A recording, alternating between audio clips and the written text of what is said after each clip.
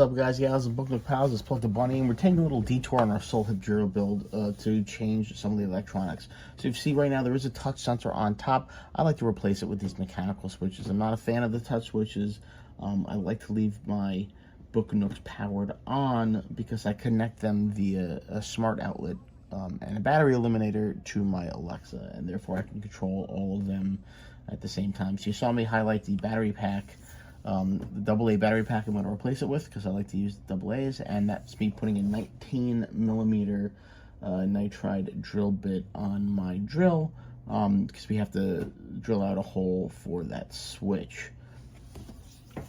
Now you can see me grabbing some painter's tape. What I'm going to do is to avoid tear out from the drill bit, I'm going to stabilize both parts of both sides of the wood rather with this tape to kind of minimize the tear out. You're still going to get a little bit of tear out, but it usually gets covered mostly by the rim and then a little bit of touch up with a marker or acrylic paint marker can really minimize the impact. I think the best way to do it would be to clamp this piece of wood on top of a piece of scrap wood, clamp it down really good when you're doing the drilling, but that would A, require planning ahead of time, which is not my strong suit, and B, sometimes, unless you've built a Book Nook before, you might not necessarily know where the space is going to be to install the switch until you're into your build. So I'm trying to do it vertically here so you guys can kind of see what's going on.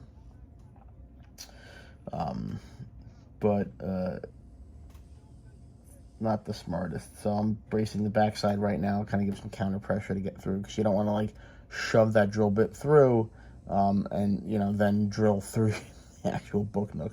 So you kind of got to hit that smooth ground of pressure and being careful. And tempting fate here, especially holding your hands behind a drill bit. Thankfully, we're dealing with relatively low speeds here. But basically what we have to do is, in this build, we're taking there are two sets of wires that plug into the board as well as the touch sensor. So there's 4 plugs. There's light group A, light group B, the touch sensor, and the battery pack. So what we're doing is we're going to take the plugs A and B out of the board. We're going to isolate this is just me stabilizing the top since it's really not made for all this manipulation while it's being built. But anyway, we're going to take the A and B light groups off of the board. We're going to cut the connectors off, and we're going to take the red and black wires from those connections. We're going to combine them, and we're going to attach them. Now, if you wanted to just switch with the battery pack, there's a power toggle switch on the battery pack, so you could just connect the red and black of the LEDs to the red and black of the wires, the red and black wires rather of the battery box, heat shrink those together, and then you'd be all set. There you can see the tape with the little hole in it that I drilled. But what we're going to do is in between the connection of the red wire to the red LED wires, we're going to install that switch. And that switch just lets you connect and disconnect the circuit. That's just me cleaning up for once. I love this little battery powered, it's not battery powered, USB-C powered vacuum. It's rechargeable. So there's our hole in the back. A little bit of tear out, but nothing crazy. Oh, I forgot, I gotta take the screw off the back of the switch. Right, that's the mounting screw, basically, or the nut, and basically what you do is you thread it over the wires after you pass the wires through, and then that just holds it against the surface.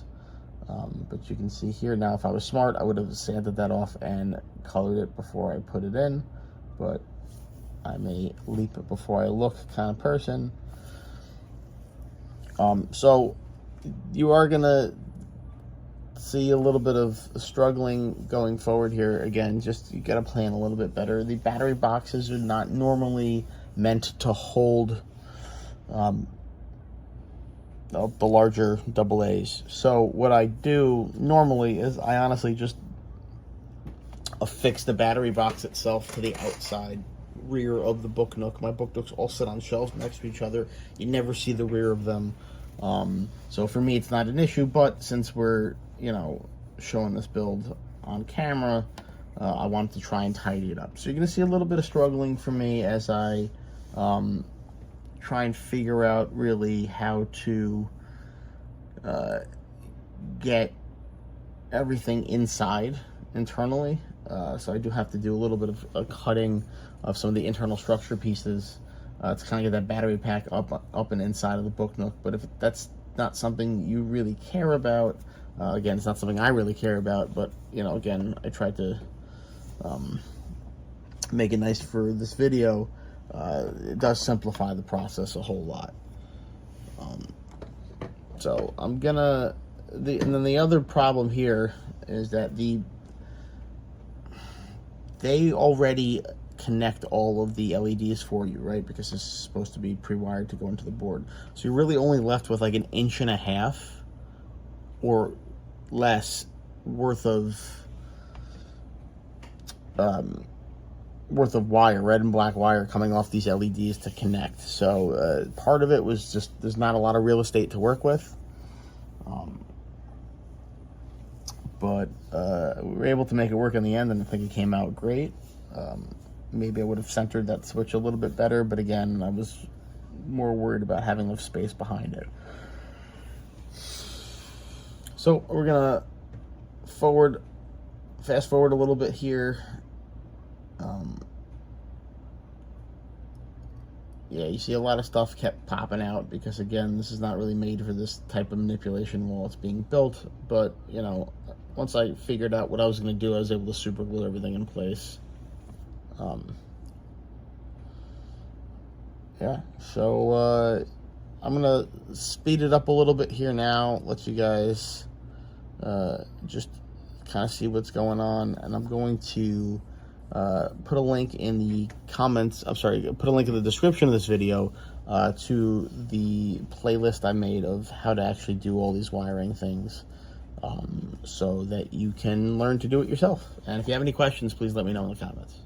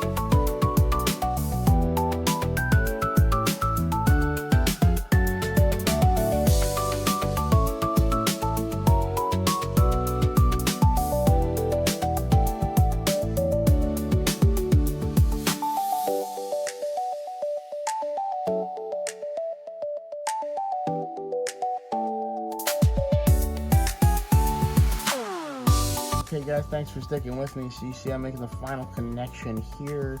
I'm just twisting the black wires of the LEDs together with the black wire coming off of that battery box. Alright, once the connection is made, I can slide the heat shrink tubing over it, center that little solder ring over the connection, and now everything's connected up, so we can pop in our batteries, make sure everything's working, pop in those AA's. Alright, switch is on. Alright, and now it works with the switch on the back, and that's it, guys.